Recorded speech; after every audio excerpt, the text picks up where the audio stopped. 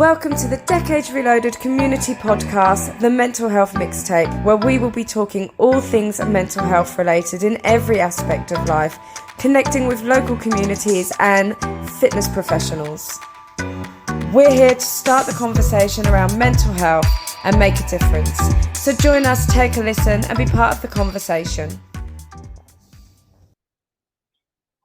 Hi Sharon, how are you doing? Hello.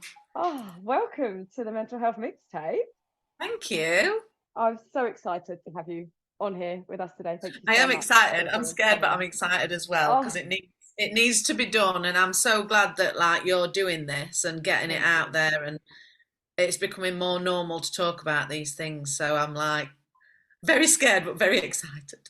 It is, and you're in safe hands, don't worry, and you Yeah, are going to be helping so many people by talking out about your own personal experiences today. definitely. Yeah, And yeah, having had some conversations with you already, I feel like this is just going to be a wonderful two-way, good old chit yeah, chat today. So, yeah. Cool. very much looking forward to hearing what you've got to say. So, for anyone listening, can you just tell us who Sharon Clifton is, what your background is, and then we can sort of lead into why we're having a little chat today. Yeah, yeah. So I teach all sorts of things. I've been teaching, I think it's 14 years this year. So I know I feel really old, but like 14 years. So I do all sorts at the moment. I'm teaching salsa with Imagine Karen Gibson. She's Yeah. amazing. So I love that brand. I'm in a boxing gym now. So I'm teaching boxing, one-to-one sessions. And I'm just going into Yogascape, just signed up for that. Excellent, So excellent. I'm hoping to become bendier and flexier as we go along. I have no bend or no flex. So I've done that as well as for me as some of my clients as well. So I'm looking forward to that.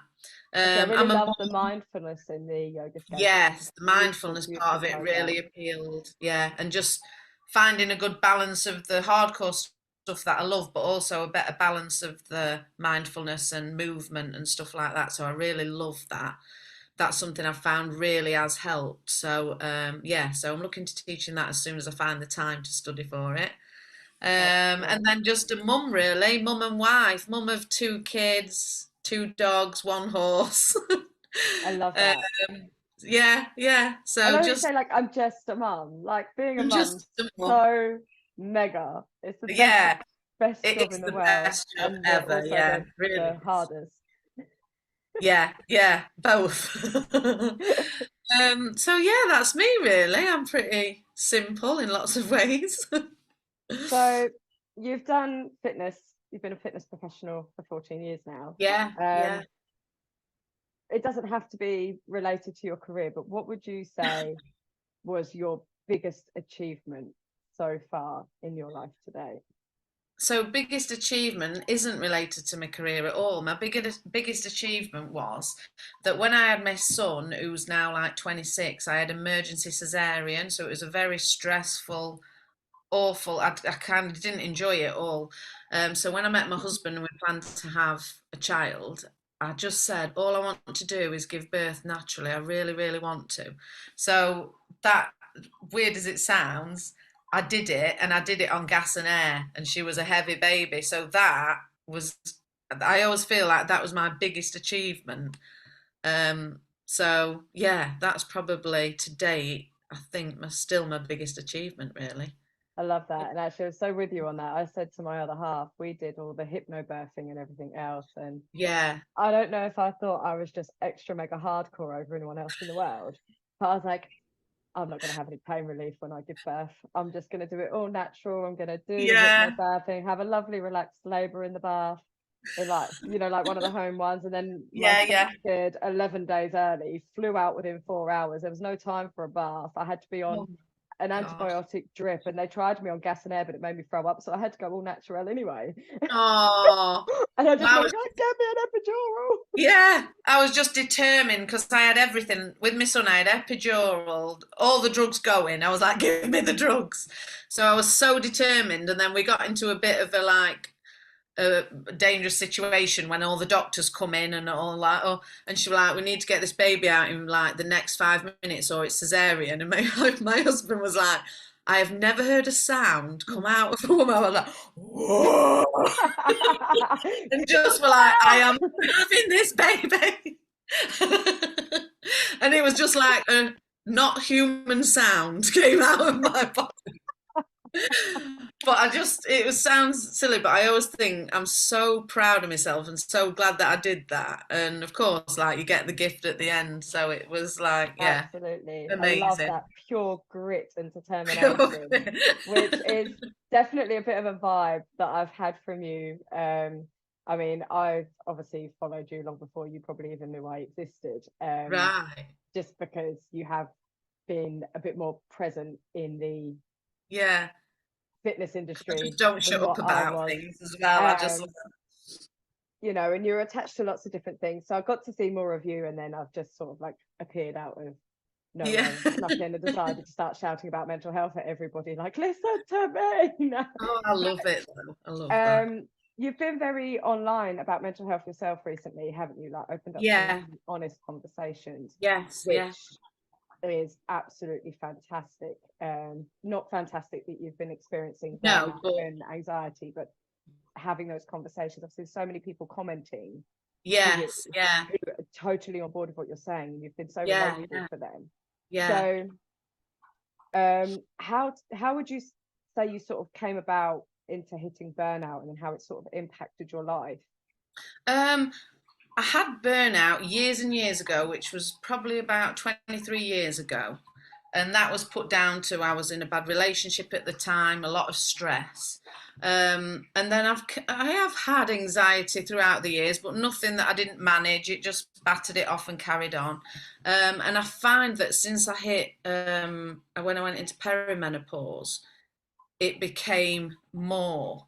Again, I was handling it, but I became like really exhausted, which I'm quite a high energy person, really exhausted, wasn't sleeping. So then that added to the extra exhaustion.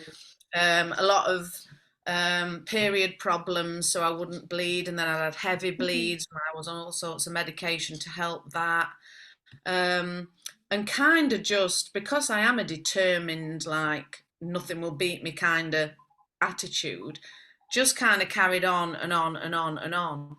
And then a year, this February just gone, I'd not bled for like 8 months, and I went into a really heavy bleed for 8 weeks. And literally, I was just got to work at the time, and the doctor, I'd had some blood tests, and the doctor rang me just as I got to work and said, we want you up at hospital now. Your iron is like, I don't know how you're even walking around. So I was like, well, I'm just going to do 2 classes and then I'll go up after. So I did the classes. The life of a fitness professional, hey? Yeah, I was like, I've literally just got to work. I can't, like, what can I do? There's people waiting, as we do. Don't want to let people down. No, So definitely. I went into hospital, and then it just all went downhill. I had bloods taken, I passed out. The nurses like said to my husband, she's a really, really poorly lady. I went into resuscitation. Everything were kind of, yeah, it was very, very scary. So I went into hospital, stayed in hospital overnight, and they were threatening like an emergency hysterectomy. They didn't know what was wrong, so I had lots of tests, lots of stuff. So very, very scary. Came out of hospital the next day, and then I went to class. So I think that was kind of, yeah. Where I was working at the time, they were away, so I had to kind of keep it going. Do you know what I mean? You can't, you know what we're like. We don't like to let our people down because we know how good it makes them feel.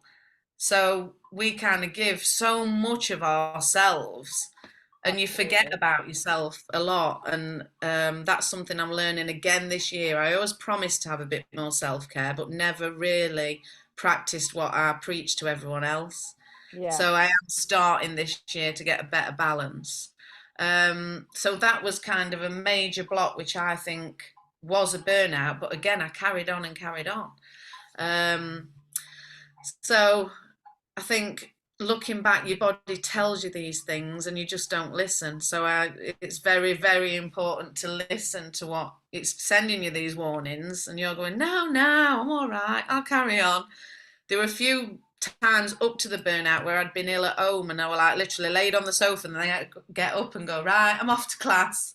And my husband was like, you can't keep going like this anyway, you do. So I went away, had a lovely holiday. I felt that I'd relaxed and I was ready to get back. I was like, yeah, I've done what I'm told. I've done all the relaxation and blah, blah, blah. I'd had a few funny turns, sounds old, but a few funny turns on holiday where I thought, just don't feel right. I went back to the work on the Monday and had like a full-on funny turn during class. And I had to ask one of our girls at the time to kind of cover a track. And I went outside and my heart just wouldn't stop. It was like racing and racing. And I thought, oh, it's just not like, I'm not relaxing. So never thought anything of it. Went and finished the class after, went home. And then the next day I was driving to a PT client and I got massive chest pains across the chest, around the back. And driving, I just thought, shit, I'm having like a heart attack. This is it now. I've not been listening to my body. And this is so I managed to drive home, kind of crawled through the door. And my daughter was at home, bless her. She's 13 now. And I said, you're going to have to ring grandma. I'm really not well. And I didn't, even though I'd had panic attacks in the past, I'd forgot how bad they were. Yeah. So I was getting all the tingling in the arms, the sweating, the vomiting. And my mum came down. She lives in the next village. She came down, rang an ambulance. We went to the hospital, blah, blah, blah. And they just said, you've totally burnt yourself out. You're having panic attacks. And I thought, they're not this bad. I can't remember them being this bad. Like, I'm dying. There's something really, really wrong with me. And no, it was put down to that. So after that, it was just, I think we've had 6 months. I'm just I can say I'm actually coming out the other end now. But I've had to do a lot of upsetting things that added on to it as well. So the pressure was just like, it's something you can't explain. And even I couldn't explain a panic attack like, I've seen people have panic attacks. And I've thought to myself, you're going over the top, this is fine, you're safe, but now I've had them again, I know how genuinely scary and devastating they are. And I feel so much. I've had a few ladies open up to me since I've put my journey on. And I just like, my heart breaks that they're in where I was. I would just want to like, oh God, if I could tell you. But it's so, so hard and so misunderstood as well. I had people saying, well, if you're resting, you're off work, you're resting, you should feel better. You should be. So then you're saying to yourself, I should be better. I should be dealing with this better. Oh my God, I'm losing my mind. Everyone's going to think I'm crazy. Everyone's going to think, and it's just then you're just feeding it all the time. Yourself down, adding the pressure. And yeah, just pretty much like my husband describes it, bless him, as just hell. He's like, the last 6 months have been hell, because for your loved ones as well, they can't understand what you're going through. Like, I'm sat on the sofa panicking, and he's like, you sat on the sofa, I don't know what to do, I don't know how to help. And I'm thinking, this is the one that I'm going to die. This is the one that's going to either, I daren't talk about it sometimes, because you think if you go up to hospital and you talk about it, they're going to lock you up and you're going to lose your family and you're going to be put somewhere away from your family, and that would be the most devastating thing.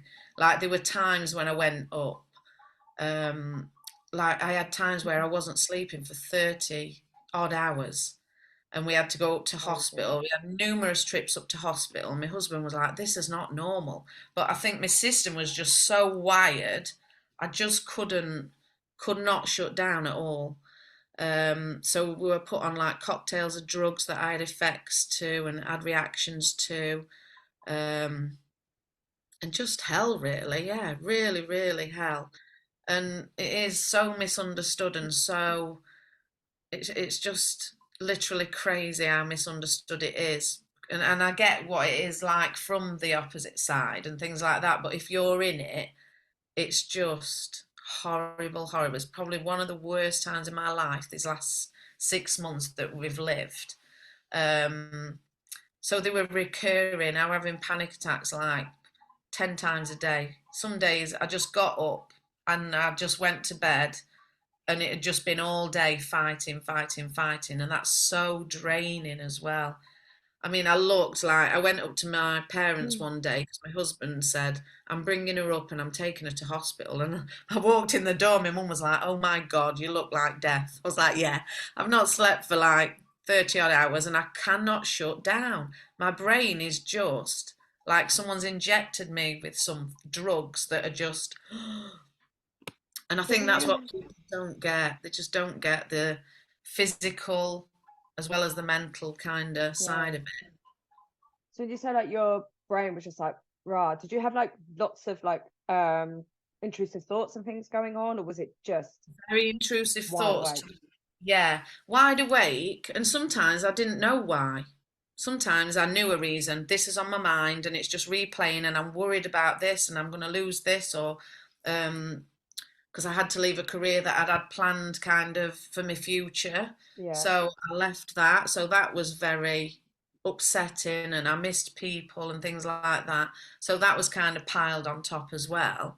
But sometimes I just didn't have anything on my mind, and I'd go to bed and think, God, I must sleep tonight. I've just had no sleep, and I'd drop asleep for about 2 hours, and then I'd be up again, walking round the decking. I've got decking in my garden. I'd be walking round in the middle of the night, just walking around the block with music on and things to calm me down. It was just like horrendous. It was, and then I think when you've got this panic, you just think this can't be just anxiety. There's something Yeah. wrong. I've either got something wrong in my brain or something in my body is wrong. And I think I had a time of like, just, we were at the hospital every week, every few days, having my heart checked. And then I got like a health anxiety with that went kind of alongside. Always at the doctor's or the hospital every week because I just thought this can't be just anxiety. There's something wrong. So then you're worried about things like that as well. So So at what point did somebody sort of say to you indefinitely, we think that um the menopause has caused cause, yeah, your burnout and your experience of anxiety attacks and insomnia?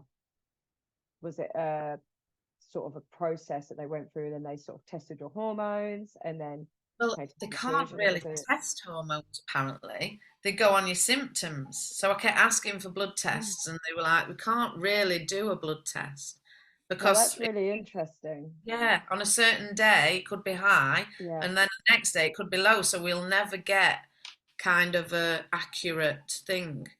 Luckily for me, I did get a really good female doctor who explained that you've either had a massive low with your iron being low, because when I got tested 6 months after the hospital visit, it was still low. So she says, you might have been going 6 months with all this and you've just kind of crashed. Or with the way I was, how I was like high, she says, you might have had a massive kind of peak of hormones. So it could be one or the other, but they can't really ever determine, apparently. Um, so yeah, that can affect, of course, like your hormones affect everything. We know, like with monthlies, you can be ratty or crying, and I used to think, oh God, when they said you're perimenopause, I thought, yay, no periods, and I would go back there today and have periods because Absolutely. it's just more. I've had more emotions and more ups and downs with the menopause than I ever had, and I always talked through it. It never really bothered me. Having like your monthly cycle never really affected my life in any way as this has. Wow. So So what would you say, looking back now, just for anybody listening who might be wondering if they're heading in the direction of, we'll start with burnout. mm, What sort of, was there any little signs and symptoms, if you look back now, that you would definitely, recommend someone to look out for? yeah, definitely. I started having migraines, which I've not had for years. and I own a horse, and we went to the horse, and I'd just got off of the horse, and I'd lost sight in one eye. And I said to my husband, "Oh God, I've got something in my eye." And I was like, "No, it's my actual eye. It's blurry." And it was, I always think they were signs that your body's kind of malfunctioning a little bit, and something's happening. That happened a few times. I'd done it where I drove home from class, and it happened again. And then I was getting like just blurring, and then it'd disappear. And then just feeling so exhausted through work, which I loved my job, and I love my job I do now. It always energized me. And I always pushed people to exercise because I know how much it helps anxiety, depression, mental health. I know how much those endorphins and serotonin and everything else make you feel amazing. So I was doing class for other people to feel amazing, and I was coming home feeling totally, I'm like, I'm not getting that lift. I'm not getting that. Why is it so hard for me? Like, and kind of beginning to dread the next class, because then I thought, well, I know we're good like actresses, aren't we, in class, and you can hide anything. You can like go in feeling crap, but put a show on for them and make them feel good. So then I've become kind of a bit anxious about, well, I don't want people to think, oh God, she's not got the same energy she's had. She's not got. So and that it is a just, thing, isn't it? You do yeah, worry that every single person you see at work is judging you, and yeah. you might not be meeting their usual expectations of you. Exactly, yeah, because everyone knows, like, they used to call me Tigger because I'm like always bouncing, always, and I thought I'm losing it. I feel like I'm losing it. So then, of course, you're putting more energy to make yourself more like that for people. But when I'm home, I'm like totally depleted, and my joints started aching. I was getting knee injuries all the time, all the time. They've got a little better. I'm not on HRT. I kind of started HRT, and it didn't suit me, so I've decided to go the natural route for me personally. So I am on some supplements that have helped, and of course, I've got a better balance of work now, so I'm not daily pounding the joints and daily kind of repeating that. So they have, fingers crossed, improved a little bit. But I just look for signs of kind of just not feeling yourself really. And brain fog was just, that gave me major anxiety, because I had a job where we had to do choreo for instructors and film things, and just the anxiety about, like, you'll think something, and it'll come in a minute, and it was just like tumbleweed. I'm like, no, my brain is just not working. And it was just, that was scary. That was something that I started getting a bit of a health anxiety about, thinking, I think I've got like something wrong with my brain. I think like there's something, and like people's names and things like that who I'd known for years. And I'm like, what's And then it's just like blonde no one's hair, home glasses, anymore. like, and then it would not come, and I'm like, what? It's not even there. It's just blank. So that's scary when you're in a job like ours, where you're constantly thinking about the next move or the teaching points or whatever, and just coming home and thinking, oh God, I hope they enjoyed that, because my brain was just, and trying to laugh it off as well, which is I think what a lot of us do, is laugh things off about brain fog. Like, oh my God, don't, it's just brain fog. But inside you're like, what the hell is happening to me? What, I'm not me. And that's very sad. And I talked to a lot of ladies who were like, I miss me. I just miss me. And I had moments like that, and it's really, really sad. I find it so like, yeah, that you kind of miss the person you was and who people know you for, because then you do start worrying, thinking, oh my God, what if they think I'm this or that, or because I'm not me anymore. And then people are saying, you're not yourself. I'm like, yes, I know this. I'm trying to like push on and do this and do my best. But again, I think it's just because it's hormones. Oh, it's just hormones. They're just hormonal. They'll be all right. And I'm like, I'll either cry or I will punch you in the face. I swear to God. I don't know which one. It depends on the day. But See what way the wind's blowing today. yeah, depends which day you're on. But Wow. like, I just think we need to make it more, and I'm so passionate about it, especially now. And I know people have told me not to post things, not to, and I'm like, oh, do you know what? Swear words.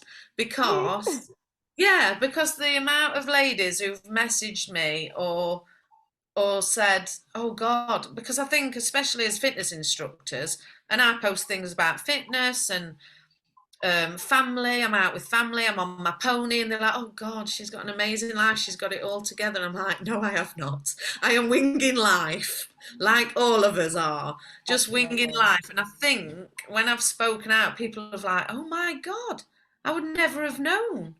And I'm like, "But this is why we need to do it, because especially on social media, that's what we do. We post all the good stuff and all the."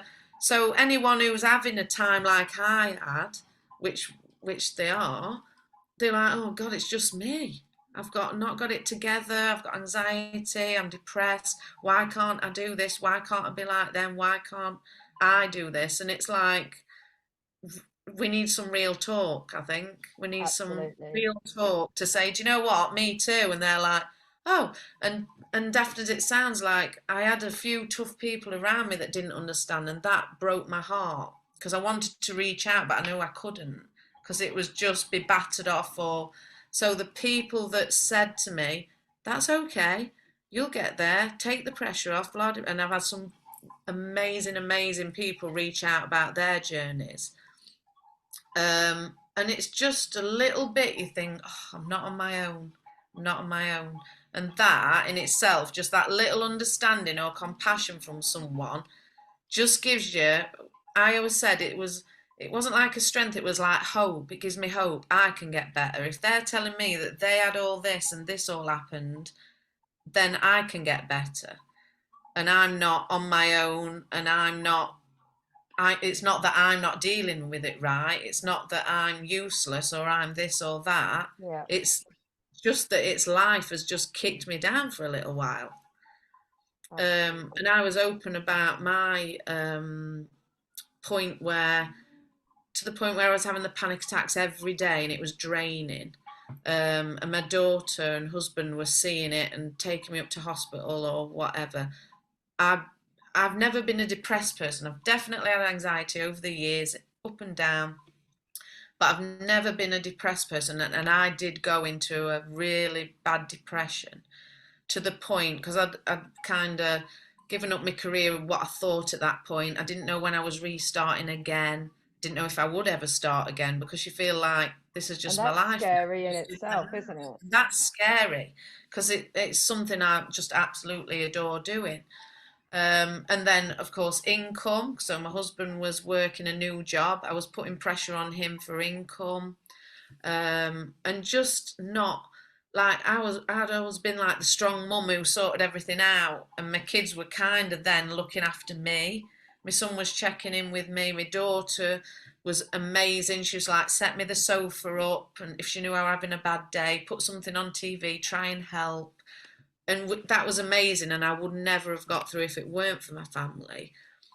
But also, that kind of made me then feel guilty that they were having to deal with me because I was the one who helped everyone else.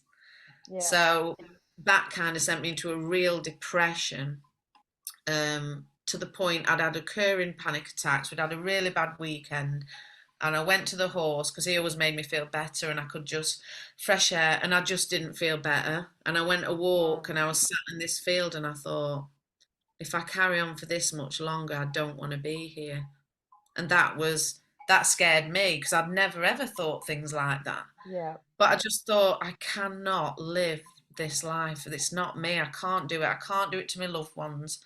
And I came home and I broke down with my husband and had a really good chat with him and said, I don't want to be here anymore. And he was like, no, come on, we've got this. And he always kind of talked me around, just let me do whatever I needed to do. He was like, he's my absolute rock at the best of times, but I wouldn't have got through if it weren't for good family. Yeah. So would you So say that sort of hitting that what we would refer to as like rock bottom, really, is that Yeah, process of you've got to get right to the bottom before you can climb yeah, your way back up. that's what they say. Yeah, And so from that point, you've obviously had the most wonderful support from your yeah. family who Lucky, have very lucky. helped Yeah, you get to a point where you're now rebuilding your sort of world again and your business yeah, and yeah. everything in between. But it is quite, we've got about 5-6 minutes left. Yeah. Okay, so but just for anyone who is a loved one of somebody going through something like this or experiencing any other conditions with their mental health, Mm. it takes quite a toll on them too, and Oh it's God. not Yeah. always easily available for them to get support in No. No. via, say, like the NHS and talk therapies and stuff. It's harder to Yeah. access. So what Yeah.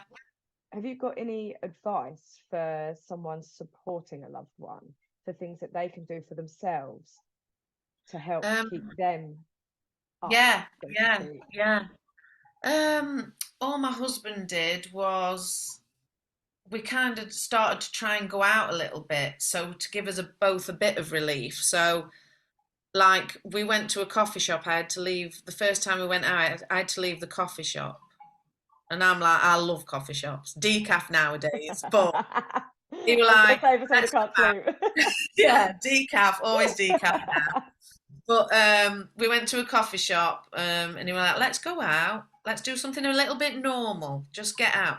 And I had to leave because I started I getting totally thought anxious. you were going to say something a little bit naughty then. No, no. It's going to Oh, say a little that bit was naughty. none of that were for months. I didn't have the energy. But I think for him as well as me, and then we love walking together, so we'd always walk. And again, the physical thing of it, I could only walk for 20 minutes. When I first started coming into a bit of recovery, I'm like a power walker. I'm always in front of people, like, God, she's always off in front. And just so people get, it's not just the mental side of it, the impact on my body, I was walking for 20 minutes. Yeah. And literally, as though I don't know, it was just crazy. So we started going out together and doing like a little 20-minute walk just for both of us to get Yeah. out of the bubble of this stress.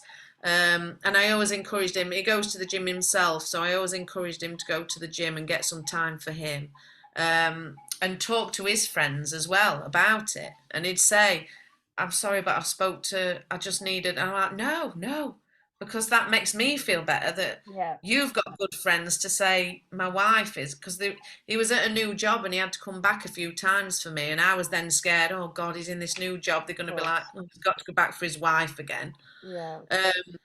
But they were really brilliant and very, very understanding. They were amazing, and luckily he had a couple of good friends who he could talk to me about, just to kind of give, because it was like I say, it's Yeah. such an impact on them as well, because it's so Absolutely. frustrating, I think, when they don't know what to do to try and help.